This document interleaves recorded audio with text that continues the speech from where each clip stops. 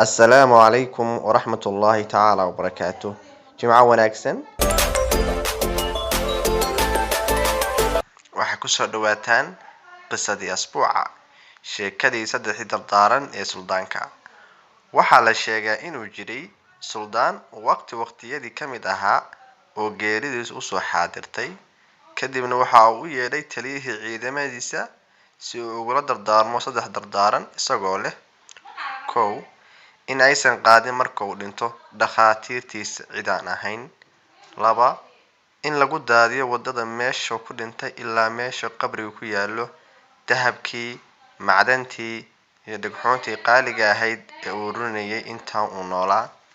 Saddex marka naxashka la saaro gacantayda banaanka u soo saaro oo fidiya ayuu yidhi. Saddex dardaaran ayuu faray taliyihiisii. Taliyihii ayaa ku yidhi waan fulin doonaa dardaarankaaga laakiin waa maxay ujeedka aad ka leedahay?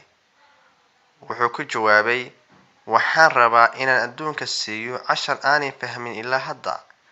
Dardaarankii koowaad wuxuu ka waday waxaan damcaa inay dadku ogaadaan haddii geeridu timaado inaysan waxba celin karin xitaa dhakhaatiirta oo aan ku orodno markii dhibaato nagu dhacdo ma celin karaan.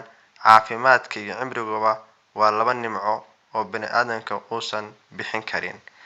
Dardaarankii labaad waxaan rabaa inay ogaadaan dadku waqti walba oo aan ku bixinno xoolo ururintooda ma ahan bacaad dambas la fidhiyay oo kale xitaa horay waxba ugama sii wadan karno dahabka burburkiisaba ha ahaadee.